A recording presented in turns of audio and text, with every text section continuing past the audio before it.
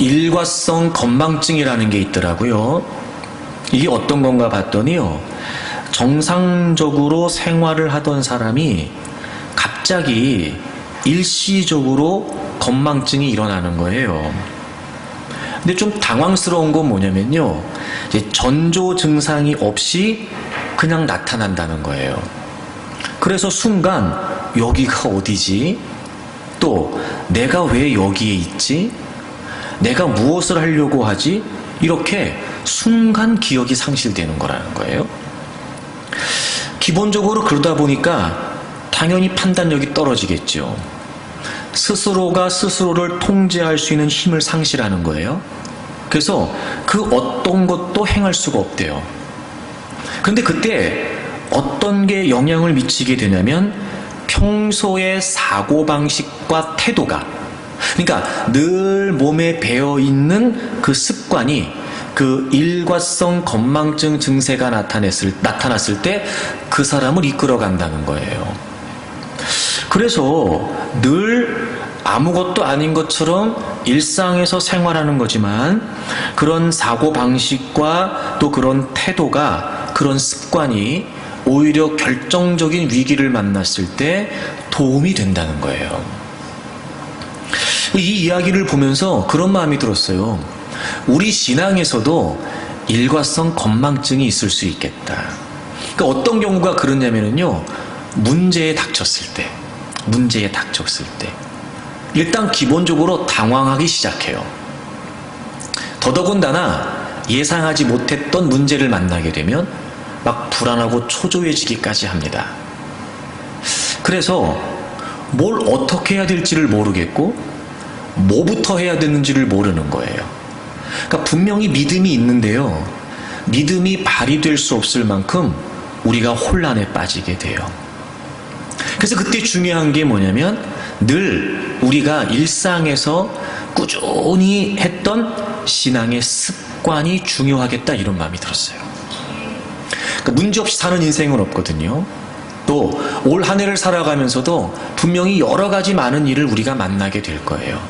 그때마다 신앙에 일과성 건망증이 생길 수 있어요.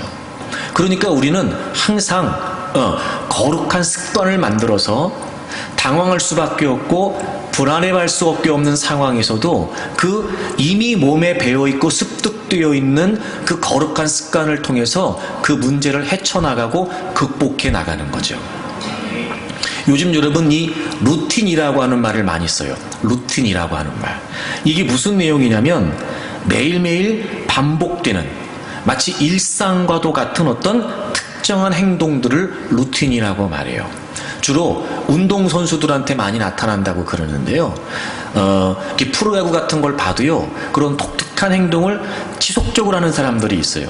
뭐 타자들이 타석에 들어섰을 때 괜히 그 장갑의 칙칙이를 다시 막 이렇게 떴다 붙였다 하면서 막 이렇게 한다든지, 또 어떤 선수는요, 모자를 썼다 벗었다를 동일한 횟수를 하는 사람들도 있고, 또 봤더니 어떤 사람들은 그 야구 배트를요, 그 타석에 서가지고 홈플레이트를 몇 번씩 두들기기도 해요. 일종의 루틴인 거예요.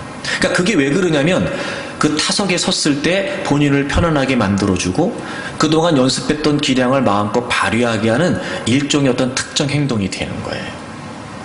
여러분 올 한 해에 이런 거룩한 루틴, 이런 거룩한 습관이 여러분에게 만들어지면 좋겠어요. 뭐 그게 어떤 거라도 좋아요. 그래서 정말 우리가 당황스러운 일을 만나거나 또 초조한 상황을 만났을 때 늘 훈련되어 있고 습득되어 있는 이 거룩한 루틴이 우리를 승리로 이끌어주게 되는 거예요. 무엇보다 올 한 해 우리가 하나님을 위해 도전하자고 하는데, 여러분 이 거룩한 도전이 여러분의 루틴이 되도록 한번 해보세요. 올해는 내가 하여튼 맘먹고 내가 한번 하나님을 향해서 내가 달려간다, 이런 거 말이죠. 거룩한 도전. 그래서 여러분 여러 가지 많은 상황을 만날 수 있는 올 한 해가 될 텐데, 그럴 때마다 이 거룩한 루틴이, 이 거룩한 습관이 여러분을 승리로 이끌어 주기를 바랍니다. 갈릴리 가나에서 혼인잔치가 벌어지게 되고 예수님과 예수님의 제자들이 초청을 받습니다. 예수님의 어머니도 그 자리에 계셨습니다. 그런데 포도주가 떨어지게 돼요. 그래서 이 사실을 알게 됐던 예수님의 어머니가 예수님께 도움을 요청합니다. 그런데 예수님께서는 정중하게 거절을 하시죠. 근데 예수님의 어머니는 오히려 하인들을 불러서 예수님께서 무슨 말씀을 하시든지 그대로 해야 된다라고 당부를 하고 그 뒤에 예수님께서 하인들에게 두 가지를 명령하시지요. 항아리에 물을 가득 채우라고 하셨고 그랬더니 그 항아리에 채워진 물을 연회장에게 떠다 갖다 주라고 말씀하셨어요. 그리고 놀라운 일이 벌어졌어요. 그 떠다 줬던 물이 포도주가 되었습니다. 기적이 일어났죠. 이런 물이 포도주가 된다는 건 사실 있을 수 없는 일이에요. 그러니 어찌 보면 이 사실 자체는 믿기지 않는 기적이라고 해도 딱 맞습니다. 물이 포도주가 되는 하나님의 기적이 갈릴리 가나 혼인잔치에서 일어나게 됩니다. 그리고 이 기적은 예수님께서 공생의 사역을 하시면서 행하셨던 첫 번째 기적의 사건이었습니다. 근데 이 이야기를 살피면서 제가 한 가지 든 의문이 뭐였냐면 이 이야기 자체가 기적이라고 하는, 우리가 기적이라고 하면 늘 떠올리는 그런 생각과 뭔가 좀 매치되지 않는다 이런 마음이 들었어요. 뭔가 좀 이치에 맞지 않는다 이런 마음이 들었어요. 그래서 마치 어떤 그런 기적이 아닌 그런데 기적이 될 수 없었는데 기적이 되는 이런 역설적인 내용을 좀 발견하게 되었습니다. 그 제가 이런 마음이 들었어요. 기적이 뭐냐? 기적은 역설적인 하나님의 역사였던 거예요. 그래서 오히려 기적을 기대할 수 없을 때 역설적으로 하나님이 역사하셔서 기적이 일어나게 되는 거예요. 오히려 그 어떤 희망도 품을 수 없을 때 역설적인 하나님의 역사가 일어나므로 기적이 나타날 수도 있다는 거예요. 그래서 여러분, 오늘 이 요한복음 2장의 내용을 통해서 도대체 하나님이 역사하시는 역설, 이 기적은 과연 어떻게 일어날 수 있을까?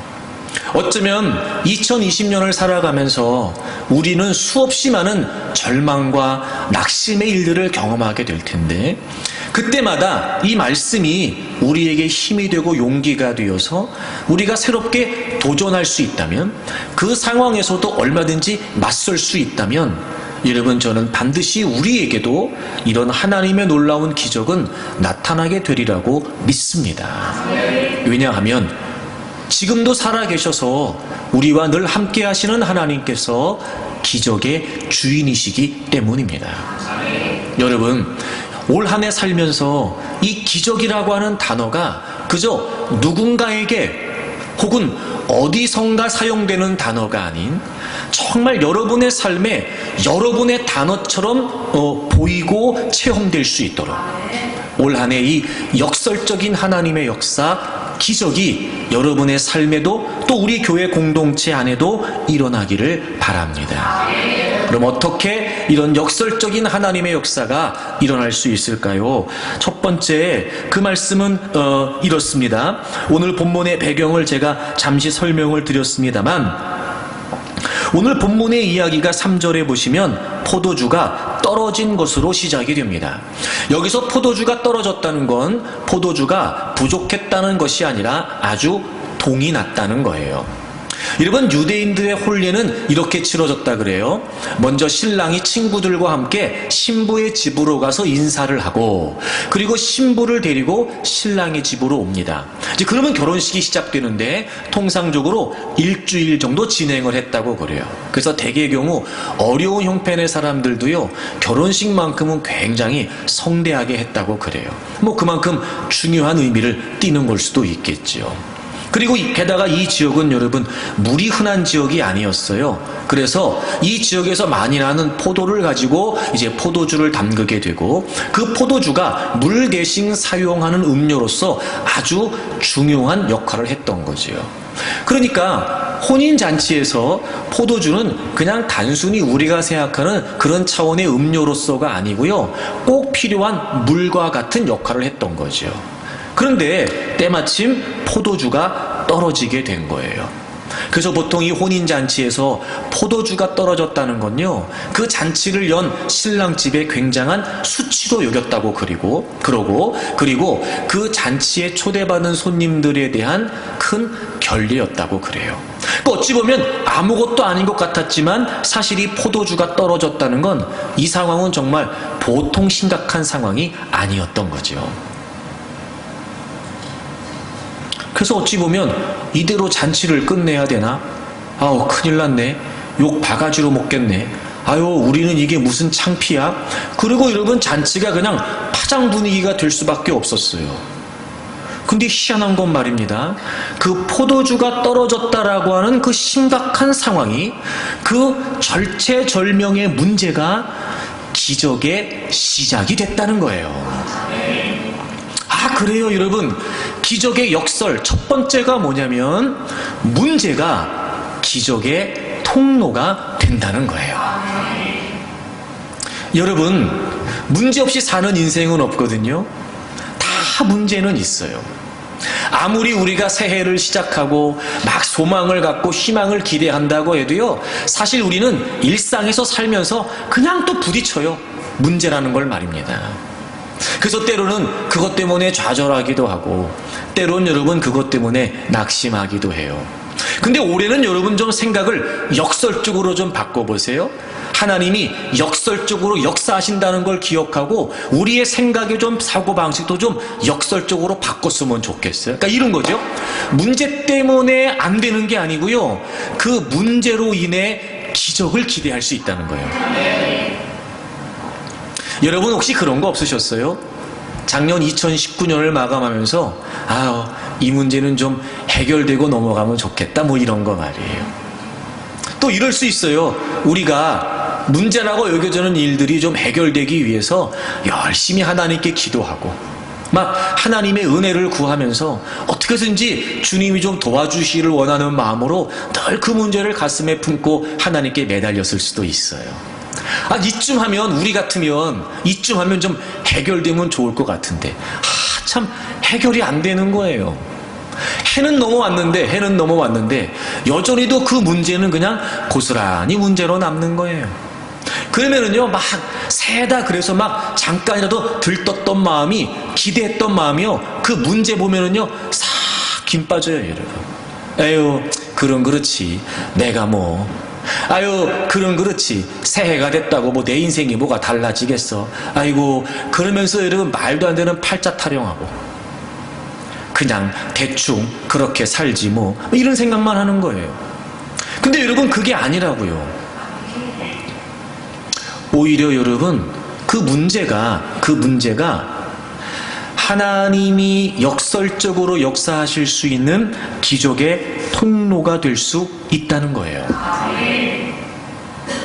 먼저 여러분, 올해는 그래서 생각을 이렇게 바꾸세요. 문제가 있다는 게 불행한 건 아니라는 거예요. 여러분, 오히려 진짜 불행한 건 뭐냐면요, 문제가 있다는 걸 모르는 거예요. 문제가 있다는 걸 알아야 해결할 수 있는데, 문제가 있다는 걸 모르기 때문에 해결조차 시도하지 못해요. 그러면 여러분, 역설적으로 생각하면 오히려 하나님께서는 이렇게까지 하나님께 매달렸는데 왜 해결 안 해주시지? 내가 이렇게까지 내가 힘썼는데 이게 왜 풀리지가 않지? 그러면서 오히려 우리는 나는 이게 문제야, 우리 가정은 이것 때문에, 아이고 우리 애들은 이것 때문에, 오히려 마치 그 긴 시간 하나님께 매달렸던 시간이 무색하다고 여겨지면서 문제라는 것만 더 확신하게 되는 거예요. 이게 문제라는 것만 더 확인하게 되는 거지요. 그러면 여러분, 역설적으로 생각하면 이런 거예요. 하나님이 우리로 하여금 그게 정말 우리에게 있어서 문제라는 걸 알게 하셔서 이제 그 문제를 해결해 주시려고 하는지도 몰라요. 그럼 생각을 바꾸세요. 올해는요. 아우 지긋지긋하다 진짜 이거 정말 아유 진짜 확 지금 어떻게 좀 되면 좋겠네 너무 여러분 그 일에 시달리면은요 밤에 자면서 괜한 막연한 생각도 드는 거야. 아우 내일 아침에 눈 뜨면 확 그냥 상황이 뒤집히면 좋겠네. 아유 내일 아침에 눈 뜨면 세상이 뒤바뀌었으면 좋겠네. 이런 말도 안 되는 생각에 오죽 힘들면 그래서 오히려 더 여러분 문제라는 게 더 선명해지고 오히려 더 문제라는 게 여러분 더 분명해질 때 그것 때문에 여러분의 인생을 포기하거나 좌절하거나 낙심하라는 게 아니고요. 오히려 하나님은 그 문제를 확인하게 하셔서 비로소 우리가 그 문제를 절감하여 하나님이 해결해 주시려고 하는지도 몰라요. 그러니까 여러분 문제가 있다는 게 불행한 게 아니고요. 오히려 문제를 모르는 게 불행하다는 거예요. 그래서 오늘 여러분 이 기적의 이야기가 어떻게 시작됐냐면요. 포도주가 떨어졌다는 사실을 알게 된 그 예수님의 어머니로부터 이 이야기가 풀려갔다는 거예요. 내용을 미루어 보면 아마 이 잔치의 연회장도 포도주가 동이 났다는 걸 몰랐던 것 같아요. 근데 성경에 보니까 예수님의 어머니는 그걸 분명히 알고 계셨어요. 그래서 3절에 보시면 포도주가 떨어졌어요. 예수의 어머니가 예수에게 이르되 저들에게 포도주가 없다. 이렇게. 그러니까 문제가 뭔지를 그 문제의 심각성 이런 걸 떠나서 이 문제가 얼마나 어렵다 이런 걸 떠나서 그 문제를 알고 있었던 예수님의 어머니로부터 이 기적의 이야기가 시작됐다는 거예요. 여러분, 여러분의 문제를 아시지요? 가정에, 자녀들에게, 혹은 또 여러분의 일터에, 또 여러분의 사업에, 여러분에게 뭐가 문제인지 아시지요? 여러분의 신앙에, 여러분에게 뭐가 문제인지 아시지요? 자, 그러면 이제 어떻게 하면 돼요?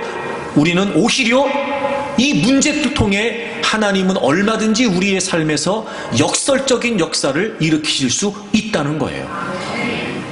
근데 우리가 또 한 가지 기억해야 될 게 뭐냐면 문제가 있다는 게 불행이 아니고 문제를 모르는 게 불행이에요. 또 하나, 그럼 모든 문제가 다 기적의 이유가 되고 기적의 통로가 되느냐? 아니요, 그렇지 않아요. 오늘 예수님의 어머니가 그 포도주가 떨어졌다는 사실을 알게 되고 뭘 했냐면 예수님을 찾아요. 그리고 예수님께 도움을 요청했어요. 그리고 그 예수님께서 물이 포도주가 되는 기적을 행하신 거죠. 아하, 여러분 보세요. 문제가 있다는 건 상관없어요. 오히려 문제를 모르는 게 문제예요. 또 하나, 문제가 있다는 건 괜찮아요. 근데 진짜 불행한 게 뭐냐? 문제 때문에라도 주님을 찾지 못하는 거예요. 한 번 더, 문제 때문에라도 주님을 찾지 않는 거예요.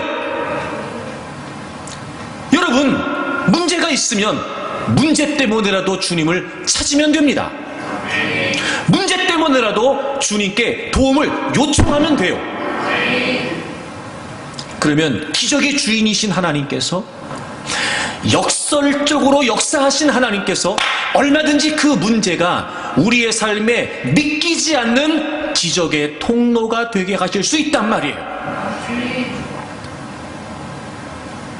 그러니 여러분, 올 한 해를 살아가는 동안 다양한 많은 일을 만날 수 있고, 여러분이 그럴 때마다 이런저런 생각이 들고 이런적인 감정에 사로잡힐 수 있으나, 그럼에도 불구하고 올 한 해는 어떤 문제를 만나든지 간에 그것이 정말 도무지 불가능이다, 다른 선택의 여지가 없다, 포기할 수밖에 없다 라고 하는 형편에 놓인다 할지라도 여러분, 그 문제가 있다는 것 때문에 원망하거나 불평하지 마세요.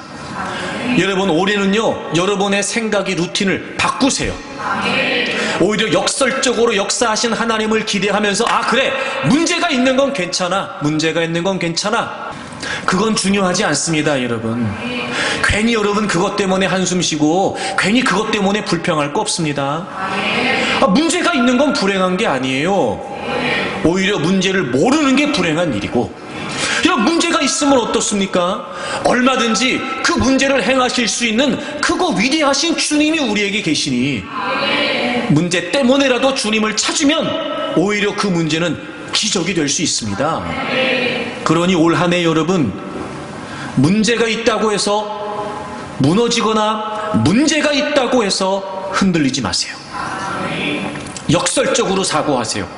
아하, 문제가 왔구나, 문제가 왔구나.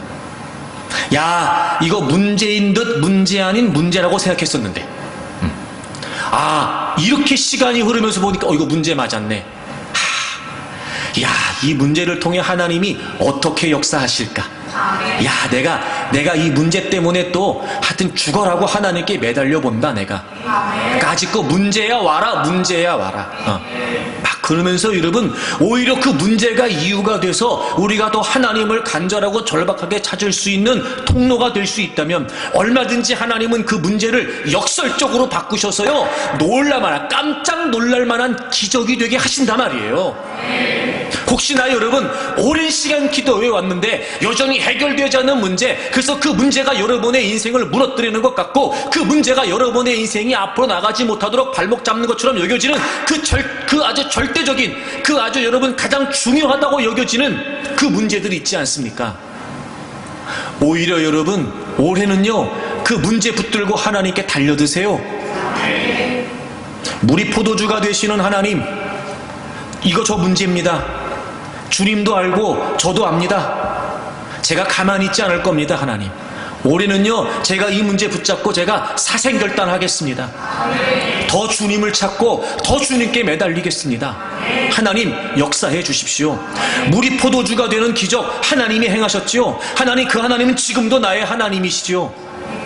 하나님, 제가 주님을 찾습니다. 여러분, 이런 애절한 마음을 가지고 막 하나님께 매달리세요. 얼마든지 하나님은요, 행하실 수 있는 분이십니다. 그런데 한 가지, 우리가 문제 때문이라도 하나님을 찾는데, 이 이야기를 통해서 한 가지 여러분에게 좀 드리고 싶은 말씀이 있어요. 여러분, 사무엘상 1장을 찾아보세요. 사무엘상 1장. 사무엘상 1장에 보시면 엘가나 가정의 이야기가 나와요. 엘가나에게 두 아내가 있었고, 한 사람은 한나, 한 사람은 분인나. 그런데 분인나에게는 자식이 있고 한나에게는 자식이 없었어요. 이 가정은 어떤 가정이었냐면요, 매년 자신들이 있는 지역에서 실로까지 약 한 26km 정도 되는 거리라고 해요. 근데 매년 실로에 올라가서 하나님께 예배를 드렸던 신실한 가정이었어요. 하나님이 그곳에서 예배하라고 명령하신 명령을 많은 사람들은 지키지 않았음에도 불구하고 이 당시에도 엘가나의 가정은 지켰어요. 그래서 매년 그렇게 하나님께 실로에 가서 예배를 드렸던 가정이었어요. 근데 그때마다 엘가나가 한나에게 더 많은 분깃을 주고 오히려 아들이 있었던 분인나에게는 적게 줬어요. 그러니까 엘가나의 마음은 분인나가 아니라 한나를 향하고 있었죠. 근데 공교롭게도 한나에게는 자식이 없었던 거예요. 여러분도 짐작하시겠지만 이 상황에서 분인나가 가만히 있겠습니까? 그래서 늘 분인나는 한나를 괴롭히기 시작해요. 그래서 한나가 몹시 그것 때문에 힘들어했지요. 그리고 그렇게 매년 올라갔다라고 기록하고 있는 걸 보면 꽤 오랜 시간 그렇게 했던 것 같고, 그러니까 그 오랜 시간 동안 지금 한나에게는 아들이 없었던 거예요. 자식이 없었던 거예요. 여러분, 이렇게 한번 생각해 볼까요? 그러면 매년 그렇게 제사하러 갔고, 그런데 엘가나는 분인나보다 한나에게 많은 몫을 줬고, 그것 때문에 분인나하고 한나하고 사이가 안 좋았어요. 그래서 문제는 뭐냐면 한나는 애가 없다는 거였어요. 그럼 여러분 생각해 보세요. 매년 그렇게 하나님께 제사하러 갈 때마다 한나가 기도하지 않았을까요? 하나님, 아들 달라고 기도하지 않았을까요? 했겠지요. 왜 안 했겠어요? 근데 희한하죠? 하나님이 임신하지 못하게 태를 막으셨는데 열지를 않으시네요. 매년 예배하러 갔다니까요, 여러분. 그때마다 한나가 기도 안 했을까? 그럴 리가 없어요. 근데 희한하죠? 하나님이 태를 열지 않으시네요. 이쯤 되면 한나에게서 가장 치명적인 문제는 아이가 없는 거예요. 하나님이 모르실 리가 없겠죠. 하나님이 태를 닫으셨으니까요. 이쯤 되면 한나도 모를 리가 없어요. 이게 나에게 가장 큰 문제라는 걸요.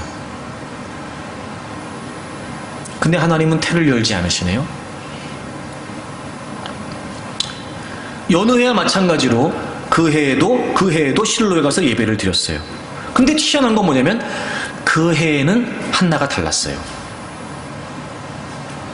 10절에 보시면 한나가 마음이 괴로워서 여호와께 기도하고 통곡했어요. 한나가 마음이 괴로워서 여호와께 기도하고 통곡했어요. 여러분, 이 말을 조금 더 원문의 의미에 가깝게 의역을 하자면 이런 거예요. 마음의 괴로움이 한나로 하여금 기도하도록 이끌었다, 이런 뜻이에요. 자, 제가 말씀드릴게요. 그동안 아이를 낳지 못하는 것 때문에 한나가 한마디도 기도한 적이 없었을까? 그렇지 않아요. 근데 이날의 기도에 있어서 성경이 기록하기를 그 마음의 괴로움을 통해 그 마음의 괴로움이 한나로 하여금 기도하도록 이끌었다고 기록하고 있고, 그날의 기도는 달랐어요. 통곡하면서 하나님 앞에서 심정을 통하면서 그날의 기도가 얼마나 애절하고 간절했는지 한나가 기도하는 모습을 지켜보고 있었던 엘리 제사장은 한나가 술 취한 줄 알았어요. 이날의 기도는 여느 해와는 달랐다는 거예요. 그리고 그날의 기도에 성경은 주목합니다. 한나가 비로소 그 마음의 괴로움 때문에 기도했다는 거예요. 근데 우리는 알아요. 적어도 이쯤 되면 이때만 기도하지 않았을 거라 말이죠. 이런 뭘 얘기하는 걸까요? 그래요. 우리는 문제 때문에 기도한다고 그래요. 그래요. 우리는 문제가 해결되기에 하나님께 기도한다고 하죠. 그런데 놀랍죠. 정말 통곡하면서 심정을 통하는 정말 술 취한 여인처럼 이런 거예요. 누가 봐도 절박한 거예요, 지금. 누가 봐도. 여러분, 그래요. 주님도 아시고 나도 알아요. 이게 문제라는 걸. 게다가 우리는 주님이 해결해 주실 거라는 걸 알아요. 그래서 기도해요. 근데 얼마나 절박하냔 말이에요. 한나도 늘 기도했을 거예요. 근데 그날의 기도는 달랐어요. 그리고 하나님이 그날에 그의 기도를 들으시고 태를 여셨어요. 마치 주님이 이러시는 거 아닐까? 야, 너 진짜 원하는 거냐? 너 정말 간절해? 너 진짜 나한테 원하는 거야?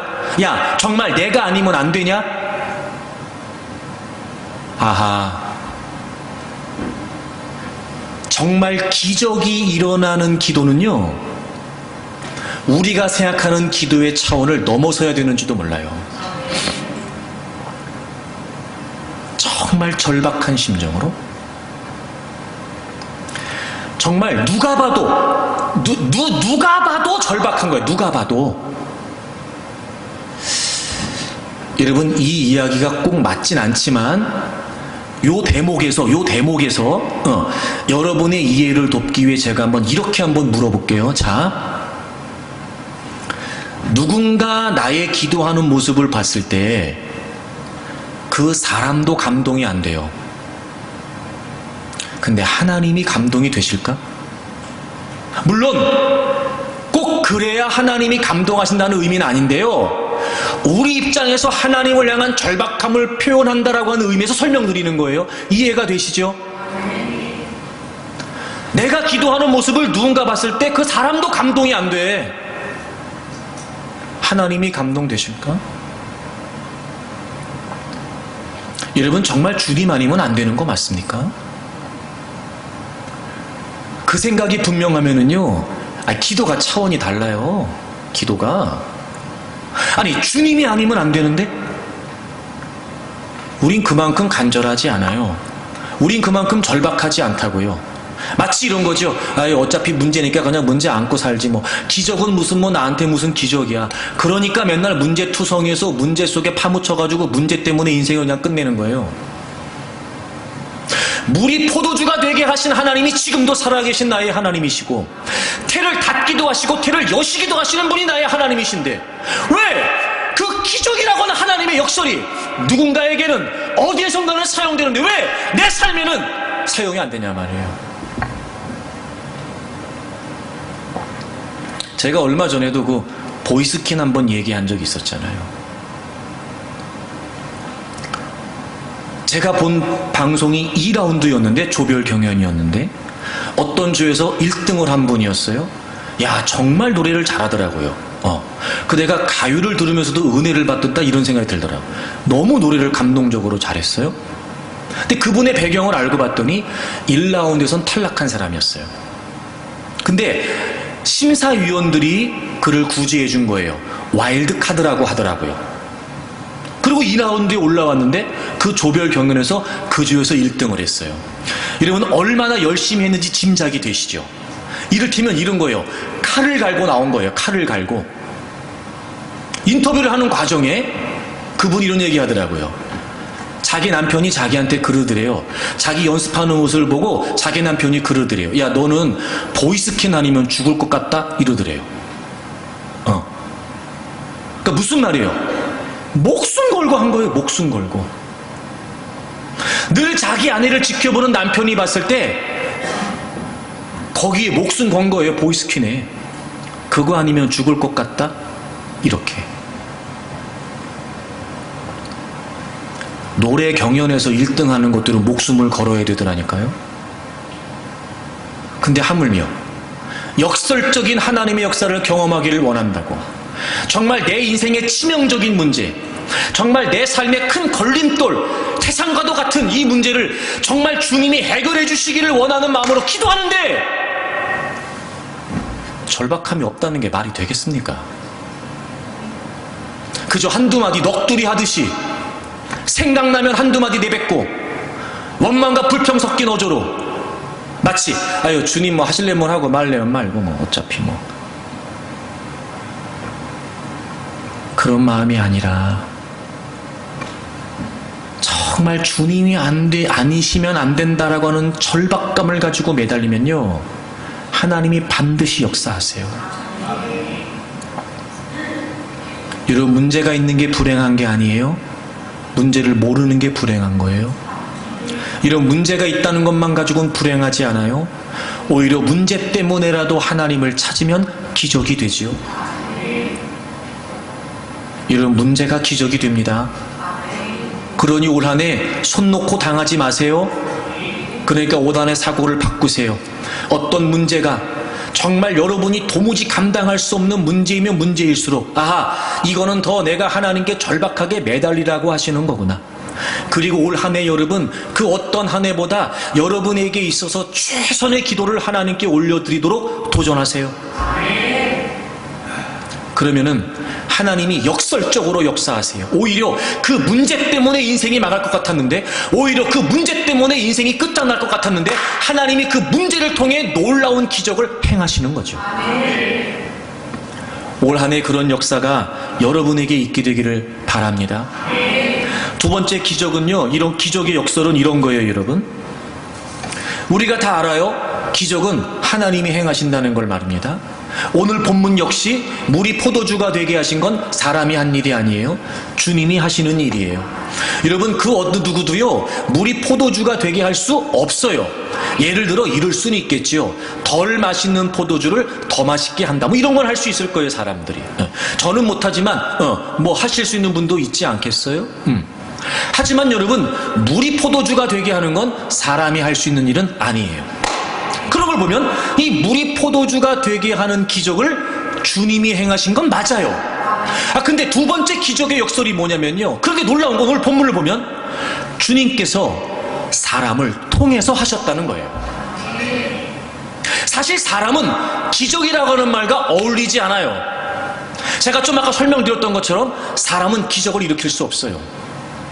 그리고 사람이 하는 건 기적이 아니에요. 그런데 놀랍잖아요. 도무지 기적과 어울리지 않는 사람, 연약하고 보잘것없고 무지한 무능한 그 사람을 통해 주님이 물이 포도주가 되는 기적을 행하셨다는 거예요. 아, 여러분, 두 번째 기적의 역설이 뭐냐면요, 기적은 사람을 통해서 하나님이 하신다는 거예요. 이제 그럼 이런 거예요, 이제 여러분. 자, 우리 다 문제 있지요, 그렇죠? 우리 다 문제 있어요. 그리고 우리 다 사람이에요. 이 말이 무슨 말이에요? 역설적으로 이제 우리는 다 얼마든지 기적의 도구가 될 수 있어요. 그러니까 올 한 해 여러분의 사고를 역설적으로 하세요. 문제가 있도 괜찮아요. 내가 아무것도 할 수 없는 보잘것없는 존재라는 거 괜찮아요. 역설적으로 하나님은 역사하시거든요. 그러니까 얼마든지 나도 기적의 주인공이 될 수 있다는 거예요. 오늘 본문의 내용을 볼 때마다 예수님의 어머니 역할을 우리가 결코 간과할 수 없어요.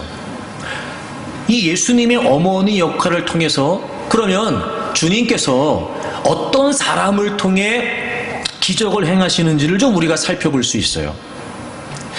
포도주가 떨어진 걸 예수님의 어머니가 알고 이제 예수님의 어머니가 예수님에게 도움을 요청해요. 포도주가 없습니다. 도와달라는 내용이었죠. 4절에 보시면 예수님께서 말씀하세요. 여자여 나와 무슨 상관이 있나이까 내 때가 아직 이르지 아니하였나이다. 맞아요, 여러분. 이 두 마디 주님의 말씀은 다 합당한 말씀이에요. 첫째, 나와 무슨 상관이 있습니까? 그렇지요. 여러분, 예수님은 이 잔치에 손님으로 초대돼서 가신 것이지 이 잔치의 호스트가 아니었어요. 그러니까 포도주가 떨어졌다는 이 사실은 사실 주님과는 아무 상관이 없어요. 또 하나, 내 때가 아직 이르지 않았습니다. 이 말은 무슨 말이냐면 예수님께서 그리스도로 오셨다는 사실을 드러낼 때가 아직 안 되셨다는 거예요. 그러니까 못 하시겠다는 거죠. 예수님이 정중하게 거절을 하세요. 그러면 아예 안 되나 보다, 어쩔 수 없네, 그냥 잔치는 여기서 끝이다, 이럴 수도 있을 것 같은데 예수님의 어머니는 포기하지 않아요. 5절에 예수님의 어머니가 하인들에게 말해요. 저기 너희들 예수님께서 무슨 말씀을 하시든지 그대로 해야 된다, 이렇게 말씀하세요. 마치 여러분 이런 것 같지 않아요? 분명히 예수님은 정중하게 거절하셨는데 이미 예수님하고 무슨 얘기가 된 것처럼, 예수님은 못하시겠다고 했는데 이미 예수님하고 얘기가 된 것처럼 하인들을 불러다 놓고 당부해요. 저기 예수님이 뭐라고 하시든지 너네 그대로 다 해야 된다. 그러고 났더니 또 실제로 희한한 건 예수님도 이미 예수님의 어머니랑 얘기가 됐다는 듯이 하인들을 불러놓고 항아리에 물을 채우라고 하시고 그 물을 떠서 연회장에게 갖다 주라고 하셨어요. 그리고 놀라운 기적이 일어났죠. 물이 포도주가 됐어요. 여러분, 오늘 이 본문에서 예수님의 어머니는 과연 어떤 분이었을까요? 주님은 거절하셨음에도 불구하고 포기하지 않아요. 주님은 안 된다고 하시고 못하겠다고 하셨는데도 하인들을 불러다 놓고 주님 말씀하신 대로 하라는 거예요. 여러분, 어떤 사람을 통해 하나님이 기적을 행하시냐면요, 하나님의 역사를 확신하는 사람을 통해 일하세요. 확신. 그러니까 예수님의 어머니는 포도주가 떨어졌다는 사실을 알고부터 주님이 하시면 된다라고 하는 확신이 있었던 거예요. 그래서 주님에게 도움을 요청했어요. 주님은 거절하셨어요.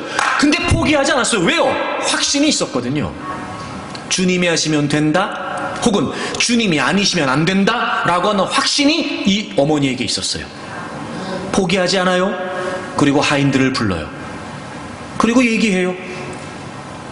그리고 기적이 일어났어요. 여러분, 그래요. 우리는 기적이랑 어울리지 않아요. 하지만 우리가 하나님이 하실 수 있다라고 하는 확신이 분명하면 하나님은 그 확신의 사람을 통해 하나님의 역사를 행하세요. 올 한 해 살아가면서 아무리 봐도 의심이 되고 아무리 봐도 포기할 수밖에 없고, 그래도 여러분, 주님께서 행하실 수 있다라고 하는 확신을 끝까지 붙드셔야 돼요. 제가 이런 얘기할 때마다 높아심으로 늘 여러분에게 드리는 얘기 있죠. 아마 짐작하시는 분도 계실 거예요. 여기에서의 확신은 신념하고 달라요. 여기에서의 확신은 맹신하고는 달라요. 그러니까 이런 거예요. 상황이 바뀔 것을 확신하는 게 아니에요. 주님께서 하신다는 걸 확신하는 거죠. 그러니까 진짜 확신은 뭐냐? 상황을 믿는 게 아니라 주님을 믿는 거예요. 그러니까 우리의 확신은 상황이 나아질 거야, 상황이 좋아질 거야, 잘 될 거야, 이 확신이 아니고요. 우리의 확신은 하나님 그분을 확신하는 거예요. 그런데 우리는 자꾸 하나님을 확신하려고 하기보다는 상황이 나아질 것에 대한 확신만 가져요. 그래서 우리는 확신이 없어요. 왜요? 안 나아지거든요. 그래서 우리는 기대하지만 확신을 못 가져요. 나도 알아요. 그렇게 안 될 거라는 걸. 근데 놀라운 건 뭐냐면 하나님에 대한 확신이 있으면 하나님이 행하실 일을 기대하기 때문에 얼마든지 확신할 수 있어요. 이런 방향이 중요합니다. 방향이. 그래서 항상 우리의 방향은 하나님을 향해야 돼요. 여러분, 올 한 해 살아가면서 어떤 문제를 만나고 어떤 상황을 만나도 단순히 막연한 그런 맹신적인 잘 될 거야, 제발 그런 거에 마음을 빼앗기지 마세요. 해봐서 알잖아요, 여러분. 오히려 그럴 때마다 실망하고 상처받잖아요. 그 상황에, 그 사람에 오히려 기대하면 기대할수록 우리는 더 힘들어져요. 그게 아니고 하나님을 확신하는 거예요. 그리고 하나님 그분을 향하는 거죠. 자, 그래서 제가 그런 말씀 드렸어요. 확신하려면 확실해야 돼요. 하나님을 모르는데 어떻게 하나님을 확신하겠어요? 하나님이 확실하지 않아요. 근데 어떻게 하나님을 확신합니까? 그러므로 확신한다, 이게 무슨 말이에요? 하나님을 더 알기 위해 힘쓰자는 거예요. 여러분, 우리가 알고 있는 하나님이 전부이실까요? 여러분이 아무리 신앙생활을 오래 했어도 여러분이 하나님을 다 알까요? 우린 몰라요. 아무리 우리의 지성과 이성을 동원해도요, 그 넓고 깊고 크고 위대하신 하나님을요, 우리가 여러분 1도 모르지요. 1도 모르지요. 그러니까 우리는 늘 하나님, 제가 아직도 하나님을 모릅니다. 하나님, 제가 더 하나님을 알고 싶습니다. 하나님, 제가 더 하나님을 알기를 원합니다. 마치 우리가 알고 있는 하나님이 전부인 양 하나님 앞에서 교만하면 안 돼요. 그럴 때마다 하나님은요, 여지없이 그 교만함을 깨뜨리세요. 야, 네가 알고 있는 게 다가 아니야. 내가 그 정도밖에 안 되는 줄 알아? 그리고 하나님이요, 여지없이 무너뜨리세요. 착각하지 마십시오. 여러분이 아는 만큼 천만에요, 여러분. 뭘 합니까, 우리가 하나님에 관해서? 내가 경험한 게 다겠습니까, 여러분? 내가 하나님에 관해 들은 게 전부겠습니까? 천만에요. 그것처럼 교만하고 어리석은 일이 어디 있어요? 그러니 왜 우리가 하나님을 확신하지 못하느냐? 하나님을 모르기 때문에 확신하지 못하는 거예요. 올해 그러니까 여러분, 마음을 먹으세요. 하나님, 제가 하나님을 알기를 원합니다. 하나님을 제가 힘써 알기를 원합니다. 그리고 하나님이 여러분에게 확실하면 확실할수록 여러분은 어떤 삶의 현장에서도 하나님을 확신할 수 있게 되고, 그 확신을 통해 하나님은 하나님의 일을 행하신다 말이에요. 그래서 확신 있는 사람은 어떻게 하냐면요, 기다릴 수 있어요. 자, 보세요. 기다린다는 게 무슨 말이냐? 첫 번째, 예수님에게 도움을 요청했어요. 근데 예수님이 거절하셨죠. 그래서 예수님의 어머니가 포기하지 않고요, 하인들을 불러다가 뭐라고 얘기하냐면, 저기 예수님이 뭐라고 말씀하시든지 그대로 해야 된다 라고 당부하죠. 여러분 보세요. 확신하는 사람은 기다려요. 기다린다는 게 뭐냐면 주님의 말씀을 기대하는 거예요. 주님의 말씀을. 그리고 기다리는 거예요, 지금. 굉장히 다급하잖아요? 근데 기다려요. 뭘 기다리는 거냐? 주님의 말씀을 기대하는 거예요. 여러분, 성경에 나와 있는, 그리고 지금도 벌어지고 있는 모든 하나님의 역사와 기적들은요, 철저하게 하나님의 말씀 안에, 철저하게 하나님의 뜻 안에 있어요. 그러니까 우리는 늘 하나님의 말씀을 기대해야 돼요. 그래서 하나님은 어떤 일을 행하실 때 하나님이 먼저 계획을 갖고 계시고, 그리고 우리에게 말씀하세요. 그리고 하나님은 그 말씀을 믿고 순종하는 자들의 삶 속에 그 말씀이 현실이 되게 하세요. 그래서 우리는 여러분, 끊임없이 하나님의 말씀 속에서 지금 나를 향하신 하나님의 음성을 깨닫기 위해 힘써야 돼요. 여러분, 올 한 해 말씀에 열심을 내십시오. 2019년까지 살아온 삶에서 그 어느 해보다 이제 우리가 새롭게 살아가는 이 2020년이 여러분 최고로 성경을 많이 읽는, 열심히 하나님의 말씀에 사모하고 말씀을 듣는 그런 한 해가 되도록 도전하세요. 성경을 많이 읽고 설교를 많이 들으세요. 그래서 항상 하나님의 말씀이 여러분에게 새겨지고 여러분에게 쌓여지게 하세요. 그리고 그 말씀을 통해서 늘 주의 음성에 귀를 기울이세요. 말씀을 기대하는 게 확신 있는 사람의 모습이에요. 여러분, 또 확신 있는 사람은 기다려요. 기다린다는 게 뭘까요? 견딘다는 거예요. 지금 다급하잖아요, 여러분. 다급해요, 지금. 포도주가 떨어져 버렸어요. 잔치의 흥이 깨져요. 이건 정말 수치스러운 일이에요. 그러니 얼마나 급하겠습니까? 근데 주님은 거절하셨어요. 그 뭘 해야 되냐? 주님이 역사하실 때까지 그 불안하고 초조하고 그 위기의 상황을 어떻게 해야 돼요? 견뎌야 돼요. 견뎌야 돼요. 근데 이게 어려워요. 이게 어려워요. 하나님은 하나님의 일을 사람을 통해서 하시는데요. 어떤 사람을 통해서 하시냐면요, 그 하나님의 일에 걸맞는, 그 하나님의 일을 행하기에 합당한 그런 하나님의 사람들을 통해 일하세요. 그래서 여러분, 정말 우리가 하나님께 쓰임받는 하나님의 기적의 도구로 살아가기를 원한다면 하나님께 합당한 존재가 되도록 견뎌야 돼요. 우리가 모자란 부분이 많잖아요. 그러니까 하나님은 자꾸 채워 넣으실 거예요. 우리가 모난 부분도 많아요. 하나님은 자꾸 깎아내시겠죠. 사실 그 시간이 쉽지는 않아요. 하지만 여러분, 왜 견디는지가 분명하면 얼마든지 견딜 수 있어요. 혹시 여러분 그런 말 아세요? 벼르다, 그리고 별이다, 이런 말이 있어요. 이 벼른다는 말이 무슨 말이냐면 어떤 일을 이루려고 마음의 준비를 하고 기회를 기다리거나 마음을 다지는 거래요. 그러니까 우리는 늘 별러야 돼요.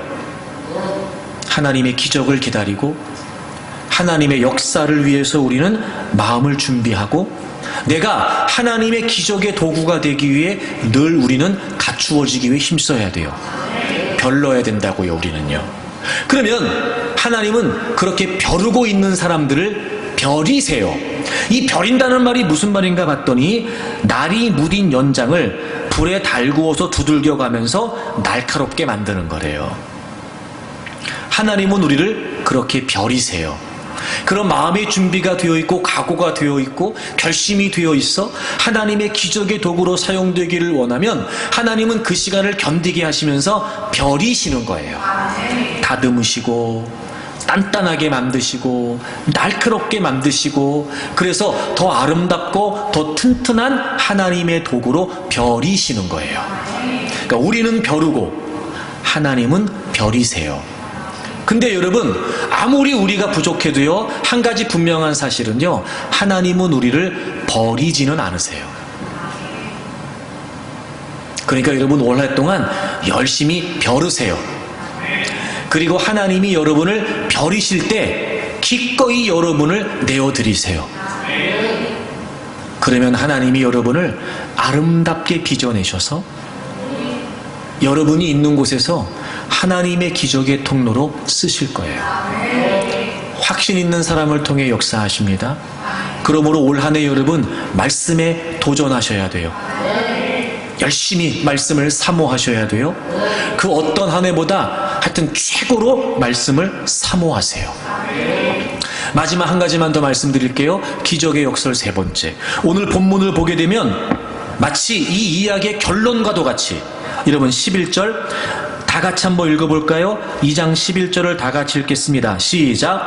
예수께서 이 첫 표적을 갈릴리 가나에서 행하여 그의 영광을 나타내심에 제자들이 그를 믿으니라. 아멘. 첫 표적이었어요. 갈릴리 가나에서 행하셨어요. 근데 그 뒤에 보니까 그의 영광, 즉 예수님의 영광을 나타내셔서 제자들이 그를 믿었대요. 이런 마지막 세 번째 기적의 역설이 뭐냐면요, 기적은 기적이 목적이 아니라는 거예요. 여러분, 이 이야기의 결론이 뭐냐면요, 물이 포도주가 됐다. 야, 그래서 잔치를 다시 벌일 수 있겠네. 야, 흥겹게 우리 이제 잔치를 벌이자. 이게 결론이 아니라고요. 물이 포도주가 되는 기적을 통해서 예수님의 영광이 드러났어요. 그리고 제자들이 그 예수님을 믿게 됐어요. 그래서 요한복음 2장 11절에 기적이라고 하는 단어 대신 표적이라고 하는 단어를 사용한 거예요. 이 표적이라고 하는 단어는 기적과는 약간 의미가 달라요. 어떤 특정 목적을 달성하기 위해서 행해진 기적을 표적이라고 해요. 특정 목적을 달성하기 위해 행해진 기적. 그러니까 역설적인 하나님의 역사가 뭐냐면, 우리는 기적이라고 하면 그 나타난 현상에만 마음을 둘 수 있을 때, 주님께서는 그런 놀라운 희한한 그런 엄청난 믿기지 않는 일을 행하셔서 사실은 원래 갖고 계신 의도가 있으셨어요. 그게 뭐냐면 하나님이 드러나심으로 많은 사람들이, 그 기적의 현장을 통해 많은 사람들이 하나님을 믿게 하시는 거예요. 저는 올 한 해 우리 교회 안에도 여러분의 삶에도 정말 믿기지 않는 기적들이 일어나기를 바랍니다. 중요한 게 뭔지 아세요? 왜 그 기적을 바라냐는 거예요. 동기. 우린 최소한 이래야 돼요. 나 때문에 주님의 영광이 드러나시는 걸 기뻐할 수 있어야 돼요. 내가 힘드니까가 아니고요, 내가 못 살겠으니까가 아니고요, 내가 어려우니까가 아니고요, 이런 상황을 통해 하나님은 놀라운 역사를 행하심으로 더 많은 사람들이 하나님을 알게 되고, 그래서 이 기적의 현장에서 나를 통해 더 많은 사람들이 하나님을 믿기를 원하는 동기. 순수한, 진실된, 정말 하나님을 위한 동기가 우리에게 필요해요. 그래서 하나님은요, 하나님의 기적을 행하시기 전에 뭐 먼저 하시냐면 우리의 믿음을 먼저 테스트하세요. 여러분, 믿음의 최고의 시험이 뭔지 아세요? 믿음의 최고의 시험, 누구를 위하냐는 거예요. 누구를 위하느냐. 그러니까 나를 위하느냐 아니면 주님을 위하느냐. 모든 일이 그렇습니다. 크고 작은 일 가운데 가장 중요한 중심에는 동기가 있습니다. 여러분, 그 동기가요, 그 일의 방향을 결정합니다. 그리고 그 방향에 의해서 과정이 달라지게 되고요, 결국 그 과정에 의해서 결과가 주어지는 거예요. 제일 핵심이 뭔지 아세요? 동기예요. 올 한 해 마지막으로 제가 여러분에게 이렇게 도전하기를 권면합니다. 여러분, 그리스도인이 그리스도로 인해 기뻐하지 않는다면 도대체 무엇으로 기뻐한단 말입니까? 그리스도인이 그리스도를 위해 존재하지 않는다면 도대체 존재의 이유가 어디에 있단 말입니까? 그리스도인이 그리스도의 영광을 위해 살지 않는다면 도대체 무엇을 위해 산단 말입니까? 올 한 해 도전하세요. 하나님, 제가 하나님의 영광을 위해 도전하겠습니다. 제 삶을 통해 제가 좋아지고 제가 나아지고 제가 잘 나가는 게 아니라 그 모든 하나님의 역사 속에 하나님의 영광과 높임을 받으시고 무사람들이 나의 삶을 통해 하나님을 더 믿게 되기를 원합니다. 저의 동기가 제가 되지 않고 저의 동기가 하나님이 되시기를 원합니다. 이런 마음으로 도전하십시오. 그 어떤 일도 능히 행하실 수 있는 하나님께서 우리의 삶의 현장에 역설적인 기적의 역사를 베풀어 주실 줄로 믿습니다. 올 한 해 그 일을 위해 한 걸음 한 걸음 전진하십시오. 마지막 순간까지 주님의 영광을 바라보면서 한 걸음 한 걸음 나아가십시오. 그래서 여러분, 하나님의 놀라운 역사를 통해서 하나님의 영광을 받으시고 우리를 통해서 더 많은 사람들이 하나님을 알게 되고 그 어떤 한 해보다 올 한 해가 우리에게 최고의 한 해가 되는 그런 은혜가 있기를 바랍니다.